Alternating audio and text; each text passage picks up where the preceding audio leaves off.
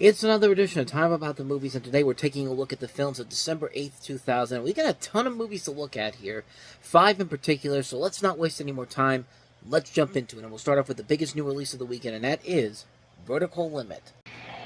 Stomach Dave, this is Base Camp. Weather tracking shows storm building at 26,000 feet. Advise return. I repeat, advise return. I'm Paul McCoy. I thought I was paying you to get me to the top. I think we should keep going. I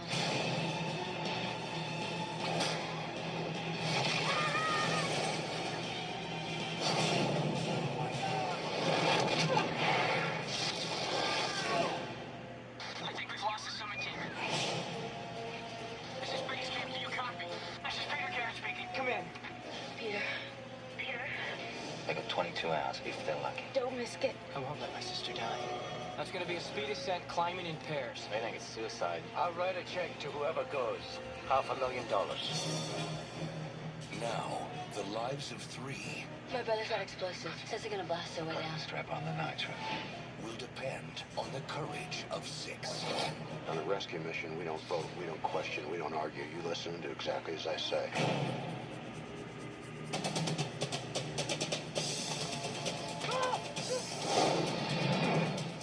It's gonna blow! The nitro! It's gonna blow!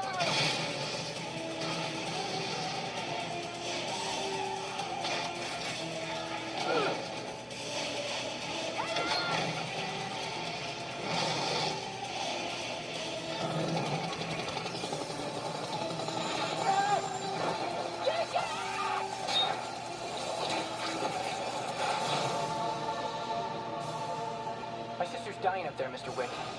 Up there, you're not dying. You're dead.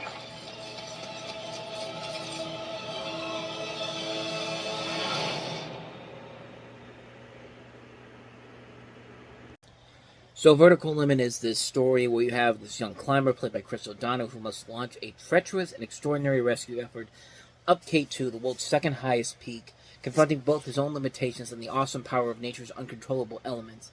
He risks his life to save his sister, played by Robin Tooney, and her summit team in a race against time. The team is trapped in an icy glacier at 26,000 feet, a death zone above the vertical limit of endurance where the human body cannot survive that long.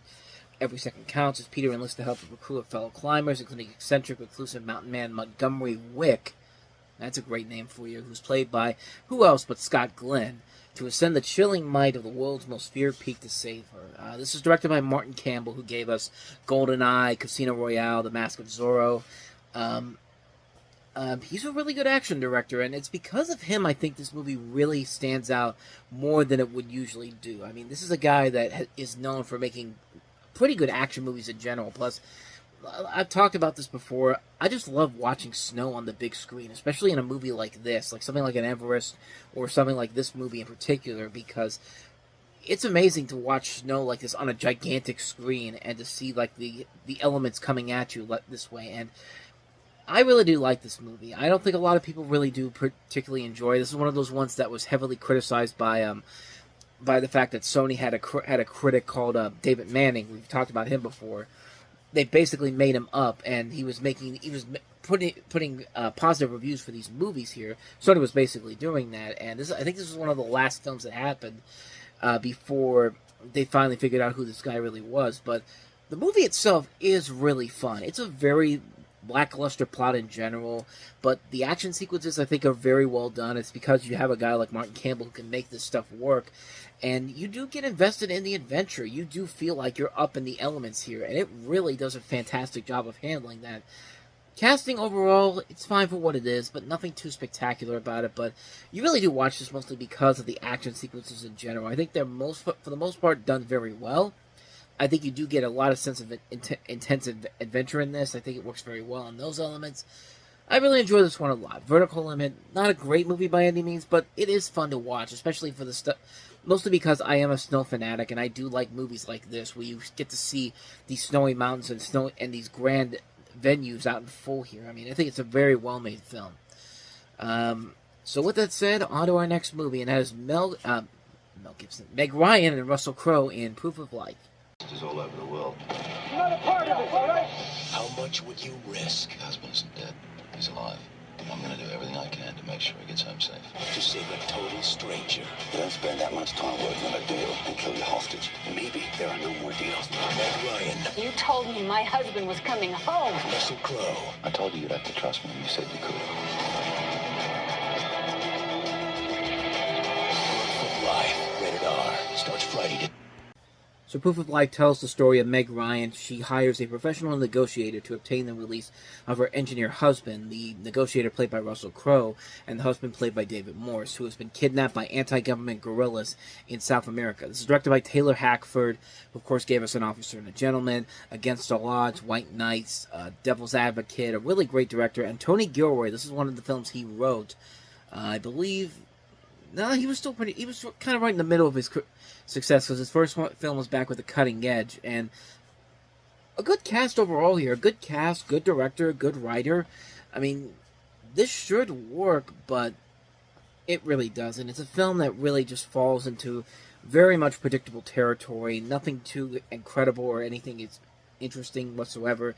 It's not an engaging story, and honestly, this is one of those movies where the behind-the-scenes antics really took control of the movie overall, because of course Meg Ryan was dating Russell Crowe at the time of this movie coming out, and there was a lot of controversy behind that, and it didn't help that the movie itself didn't live up to the high expectations they had set for this. I mean, Russell Crowe was just coming off of Gladiator. He was on his way to winning that Oscar for that year, and then you have this movie coming out. Kind of took a little bit of the energy, positive energy coming out of Russell Crowe that year, but I mean, he did eventually win the Oscar overall, but it was also kind of the final nail in the coffin for Meg Ryan, because she didn't really make a ton of really big movies like this after this point. I mean, she had a couple here and there, but she kind of went away after this movie. I can't remember any other movies in particular except for In the Cut and then In the Land of Women. After this point, that she became more notable for. I mean, she just came back recently with the film she did with David Duchovny, which I can't remember what it is now, honestly. What We Already Know, I think it was called. But yeah, this was kind of the beginning of the end for her career. I just wish it was a better movie to go off on, unfortunately. But yeah, Proof of Life, pretty generic film. Nothing too crazy, nothing too incredible about it. Just kind of there. It's just boring film. So yeah, on to the next movie, and this one's anything but boring and not a good movie, but for a number of different reasons, as you're going to see in this trailer for Dungeons and Dragons. Navigate the maze. Escape the dungeons. Slay the dragon. Don't you think that's a little bit out of it?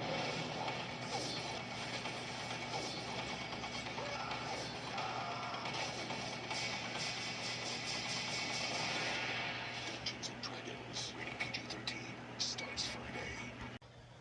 They didn't even try to hide how bad this movie is. I mean, my God, the effects in that trailer alone would be more than enough for me to stay the hell away from this movie. But you have the story of an empress who wishes to get hold of a mythical rod that will help her fight an evil wizard, and enlists two thieves for the help. The empress played by Thora Birch, the evil wizard played by Jeremy Irons, and the two thieves played by Marlon Wayans and Justin Whalen.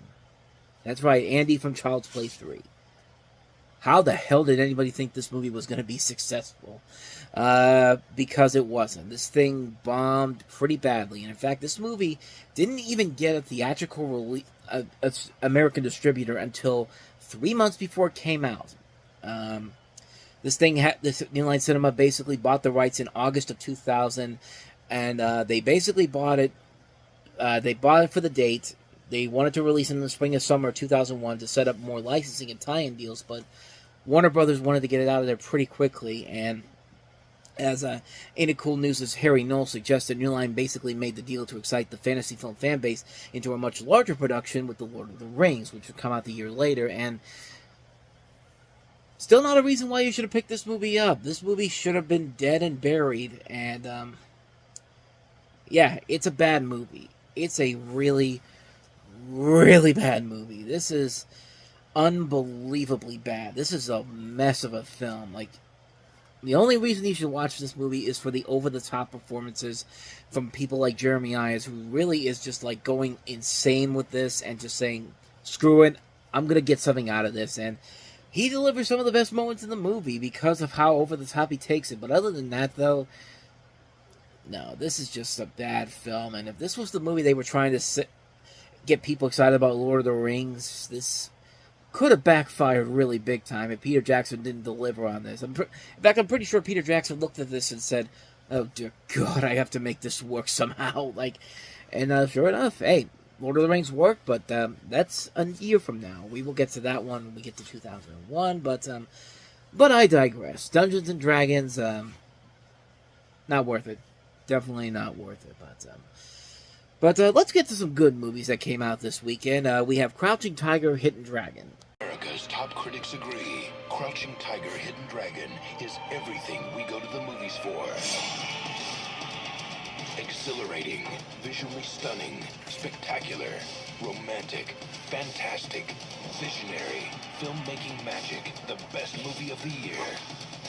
Chow Yun-fat, Michelle Yeoh, and Zhang Ziyi. Crouching Tiger, Hidden Dragon, rated PG-13.